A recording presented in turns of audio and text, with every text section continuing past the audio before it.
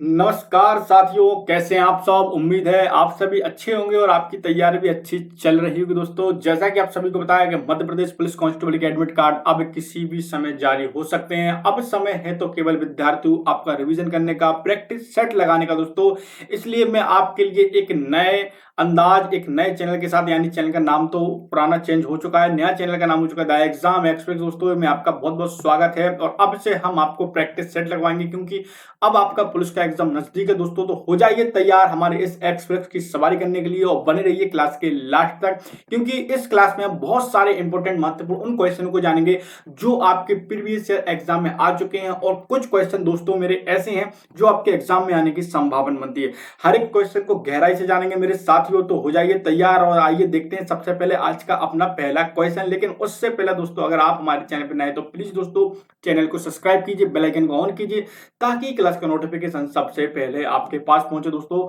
चलिए तो आज का पहला क्वेश्चन है, मध्य प्रदेश में भिलाई स्टील प्लांट किस देश के सहयोग से स्थापित किया गया था। ए ऑप्शन हो जाएगा यहाँ पर हमारा जर्मनी, बी ऑप्शन हो जाएगा यहाँ पर हमारा फ्रांस, सी हो जाएगा यहाँ पर हमारा जापान, और डी ऑप्शन हो जाएगा यहाँ पर हमारा इनमें से कोई नहीं। तो मैं आपको सबसे पहले बता दूं कि मध्य प्रदेश में जो भिलाई स्टील प्लांट किस देश के सहयोग से स्थापित किया गया था, तो इसका राइट आंसर हो जाएगा डी ऑप्शन, इनमें से कोई नहीं।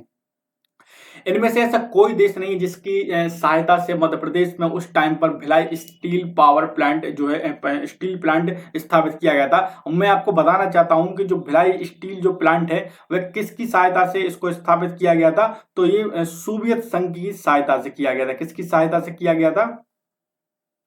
सोवियत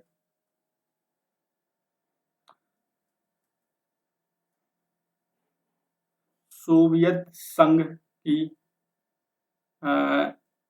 सहायता से, या कह सकते हैं सहयोग से स्थापित किया गया था। ठीक है ना, क्लियर है?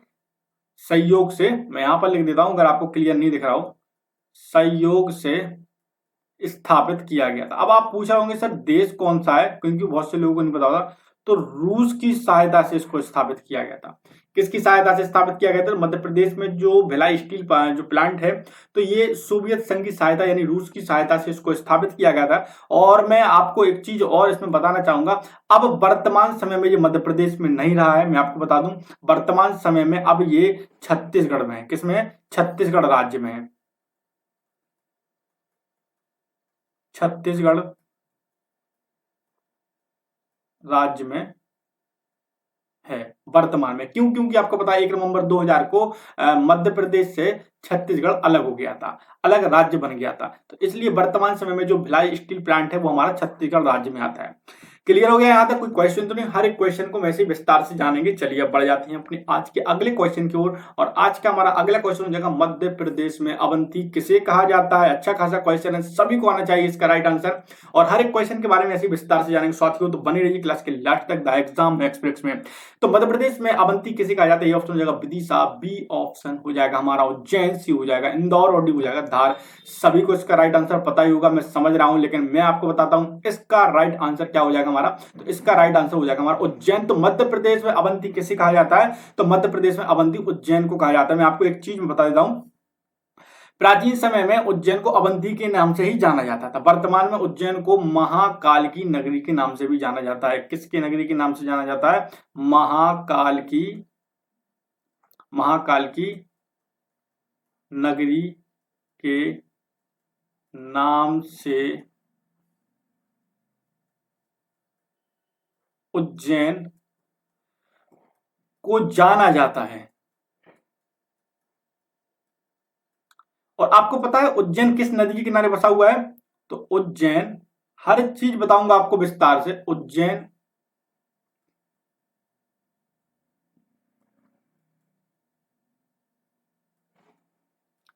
क्षिप्रा नदी के किनारे बसा हुआ है। क्लियर है यहां तक? ठीक ना? तो मैंने आपको क्या बताया, मैंने सबसे पहले आपको ये बताया है कि महाकाल की नगरी के नाम से उज्जैन को जाना जाता है, और प्राचीन समय में उज्जैन को अवंतिका के नाम से भी जाना जाता था, या अवंती के नाम से भी जाना जाता था। और उज्जैन किस नदी के किनारे बसा हुआ है? तो उज्जैन हमारा क्षिप्रा नदी के किनारे बसा हुआ है। क्लियर है यहाँ तक? कोई क्वेश्चन, कोई डाउट नहीं किसी को? चलिए तो यहाँ तक अब आपको समझ में सारे के सारे क्वेश्चन आ रहे होंगे दोस्तों, लेकिन उससे पहले दोस्तों रिक्वेस्ट है, आपसे निवेदन है, प्लीज अगर आप हमारे चैनल पर नए दोस्तों तो प्लीज चैनल को सब्सक्राइब कीजिए और बेल आइकन को ऑन कीजिए ताकि क्लास का नोटिफिकेशन सबसे पहले आपके पास पहुंच जाए दोस्तों। और एक और क्वेश्चन की ओर बढ़ने से पहले आपको मैं अनाउंस करना चाहूंगा कि आज से यानी कल से ही क्लासेस यानी सोमवार से हमारी एक कमांडो बैच हमने लॉन्च कर दिया है, जिसमें आपको अग्निवीर के साथ साथ मैथ्स की भर्ती की तैयारी कराई जा रही है, चाहे वो थल सेना हो, वायु सेना हो, जल सेना हो, सभी की तैयारी आपको कराई जा रही है। अग्निवीर की सारे सब्जेक्ट की क्लासेस चल रही है। मैं आपको एक बार फिर से बता देता हूँ, अग्निवीर कमांडो बैच हमारी टीम ने लॉन्च कर दिया था, एग्जाम एक्सप्रेस यानी आपके अपने इस परिवार ने, और उसको थोड़ा सा सहयोग कीजिए क्योंकि पुलिस की क्लास का टाइमिंग भी थोड़ा सा चेंज हो चुका है। मैं आपको बता दूं, सबसे पहले सुबह एमपी पुलिस की क्लास चलती है सुबह 8 बजे हमारे लिए, मध्य प्रदेश पुलिस की तैयारी के लिए सबसे पहले चलती है रीजनिंग क्लास, 9 बजे आती है साइंस की क्लास, इसके बाद आती है 10 बजे हमारी मैथ की क्लास, 11 बजे आपकी एमपीजी की जो आप अभी इस टाइम देख रहे हो उसका भी टाइम चेंज हो गया है, और फिर 12 बजे आपकी सीपीसीटी की क्लास हमने रख दी है। ये सुबह का शेड्यूल हो गया, लेकिन जो कमांडो बैच हमारा अग्निवीर का, उसको मैं आपको लॉन्च करते हुए बताता हूं, हालांकि लॉन्च हो चुका है। शाम 5 बजे सबसे पहले आती है हमारी, सॉरी 3 बजे आती है सबसे पहले हमारी रीजनिंग की क्लास, फिर आती है 5 बजे हमारी विज्ञान की, 6 बजे जीके की, और 8 बजे हमारी मैथ की क्लास। ये हमारा आर्मी कमांडो बैच का पूरा शेड्यूल हो गया, जो कि मैंने आपके सामने बता दिया है दोस्तों। थोड़ा सा सहयोग कीजिए, सपोर्ट कीजिए, और आपके सपोर्ट सहयोग की हमको जरूरत है। चलिए अब हम वापस से अपने क्वेश्चन की ओर आ जाते हैं। जब्राल्टर ऑफ इंडिया मध्य प्रदेश के किस दुर्ग को कहा जाता है? अच्छा खासा क्वेश्चन है, आप सभी को इसका राइट आंसर आना चाहिए, ठीक ना। क्वेश्चन को मैं फिर से रिपीट कर देता हूं, जब्राल्टर ऑफ इंडिया मध्य प्रदेश के किस दुर्ग, दुर्ग यानी किले को कहा जाता है? ए ऑप्शन हो जाएगा यहाँ पर हमारा बांधवगढ़, बी ऑप्शन हो जाएगा झांसी, सी हो जाएगा हमारा ग्वालियर, और डी हो जाएगा हमारा मांडू, ठीक ना। सभी को इसका राइट आंसर आना चाहिए। चलिए तो देखते हैं इसका राइट आंसर क्या हो जाएगा। इसका right answer option number C is the right answer. Gwalior के किले को जब्राल्टर ऑफ इंडिया के नाम से जाना जाता है। मैं आपको बता दूं, तो एक चीज और बता दूं, अर्थात किलों के रत्नों के नाम से भी इसको जाना जाता है।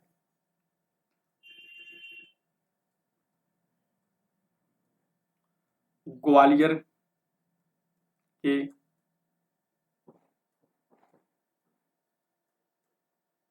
ग्वालियर के किले को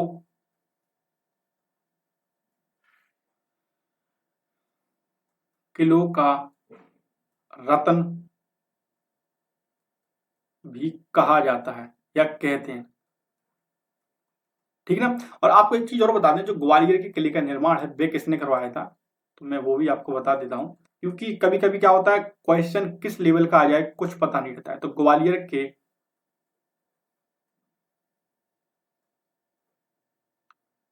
के किले का निर्माण राजा सूरज सेन ने करवाया था। किसने कराया था? तो ग्वालियर के किले का निर्माण किसने कराया था? तो राजा सूरज सेन ने 525 ईस्वी में करवाया था। कब करवाया था? 525 ईस्वी में करवाया था।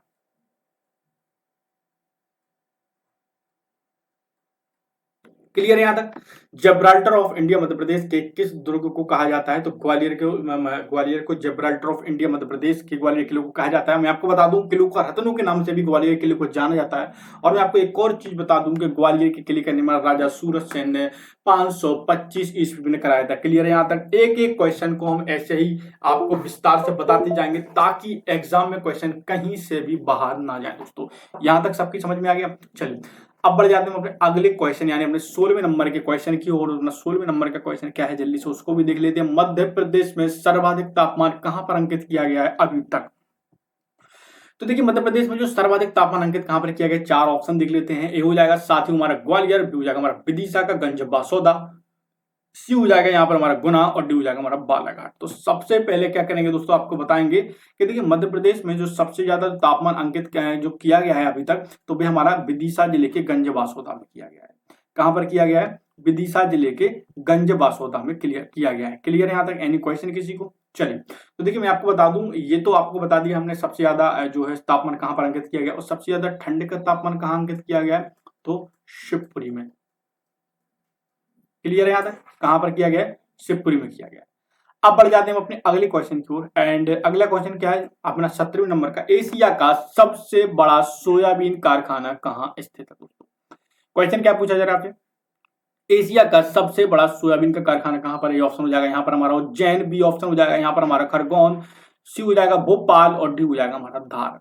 और सबसे पहले मैं आपको बता दूं, एशिया का जो सबसे बड़ा जो सोयाबीन का कारखाना है वह हमारा महाकाल की नगरी उज्जैन में है दोस्तों। कहां पर है? महाकाल की नगरी उज्जैन में है। और उज्जैन किस नदी के किनारे बसा हुआ है? बार बार मैं आपको बता रहा हूं, तो उज्जैन हमारा क्षिप्रा नदी के किनारे बसा हुआ है।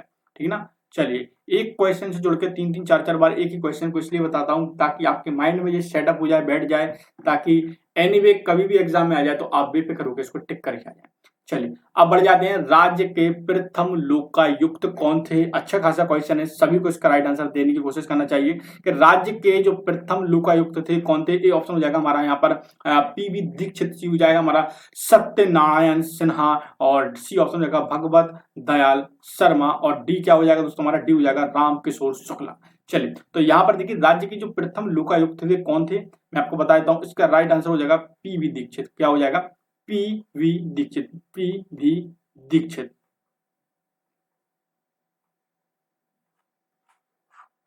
क्लियर है यहां तक? अपने अगले क्वेश्चन की ओर बढ़ते हैं और आपको बताना प्रदेश का सबसे पुराना चिकित्सालय महाविद्यालय है। ये कल ही मैंने आपको अपनी क्लास में बहुत विस्तार से इसके बारे में समझाया भी था, और मैं चाहता हूं कि आप लोगों को अगर इसका आंसर आता हो तो प्लीज कमेंट बॉक्स में मुझको दे दें, क्योंकि मुझे तो आपको बताना है इसका राइट आंसर। ठीक ना।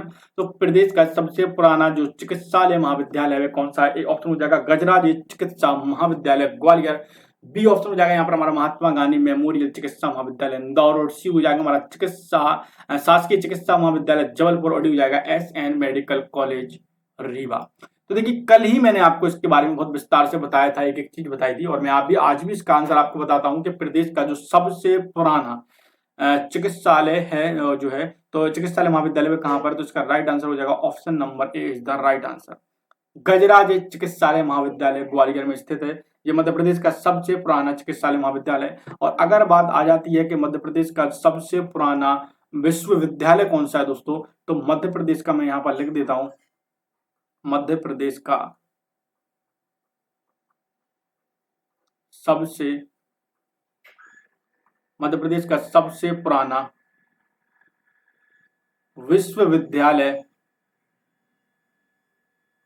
तो मध्य प्रदेश का सबसे पुराना विश्वविद्यालय कौन सा है? तो उसका नाम क्या है? मैं आपको नाम भी बता देता हूं। तो नाम है उसका नाम क्या है उसका?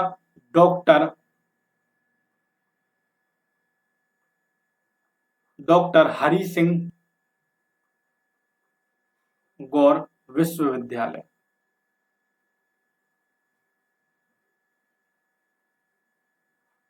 क्या नाम है? तो मध्य प्रदेश का सबसे पुराना जो विश्वविद्यालय है वो कौन सा है? डॉक्टर हरि सिंह गौर विश्वविद्यालय है। और मैं आपको बता दूं ये कहां पर है, तो यह मध्य प्रदेश के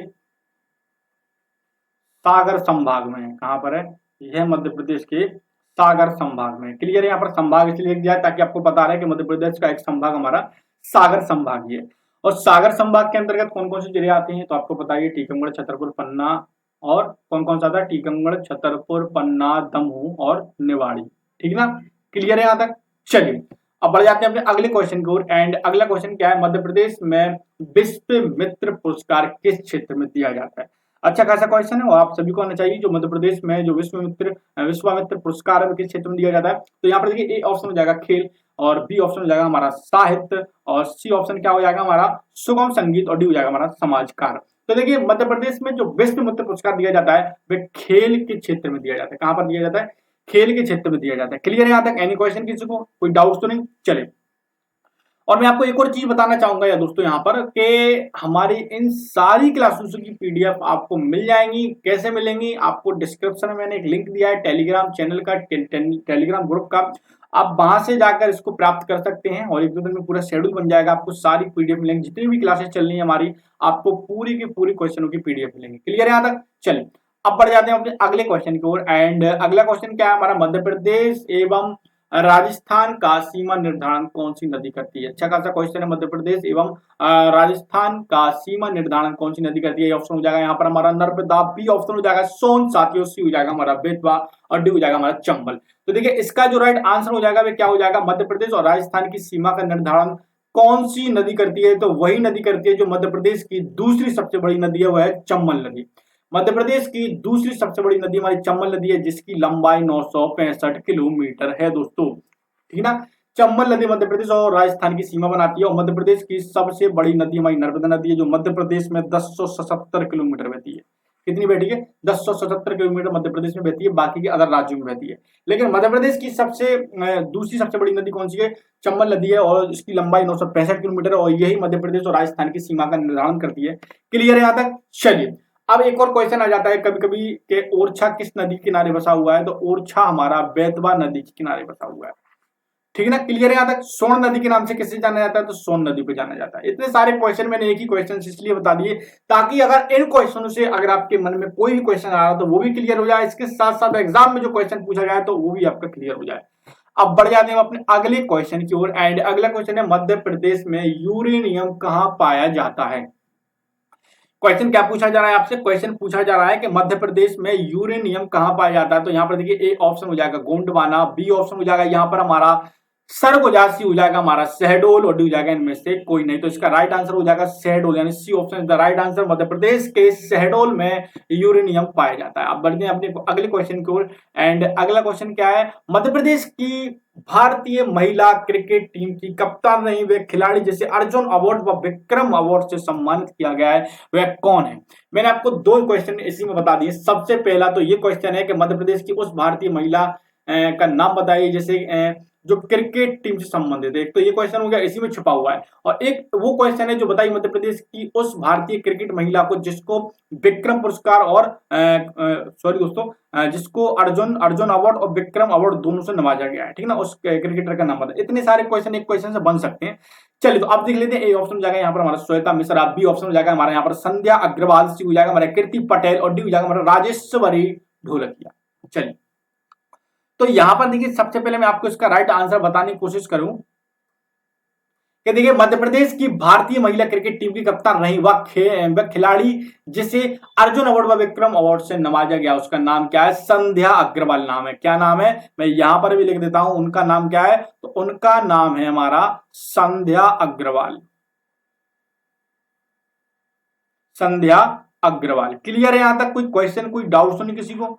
चलिए, अब बढ़ जाते हैं अपने अगले क्वेश्चन की ओर, एंड अगला क्वेश्चन क्या है? मध्य प्रदेश में ताम्रबस्ती के साक्ष्य कहां से प्राप्त हुए? दोस्तों, अच्छा खासा क्वेश्चन है, यहां पर आपको बताना है। ए ऑप्शन हो जाएगा कायथा, बी ऑप्शन हो जाएगा नबदा टोली, सी हो जाएगा नागदा, और ये हो जाएगा डी ऑप्शन हो जाएगा ये सभी। तो मैं आपको बता दूं कि मध्य प्रदेश में जो ताम्रबस्ती के साक्ष्य प्राप्त हुए वे कायथा से भी हुए, नागदा टोली से हुए और नागदा से हुए, इसलिए D option is the right answer in सभी जगहों से, इन सभी जगहों से, ठीक है ना। चलिए, अब बढ़ जाते हैं अगले क्वेश्चन की ओर, एंड अगला क्वेश्चन क्या है जल्दी से उसको भी देख लेते हैं, ठीक ना। चलिए,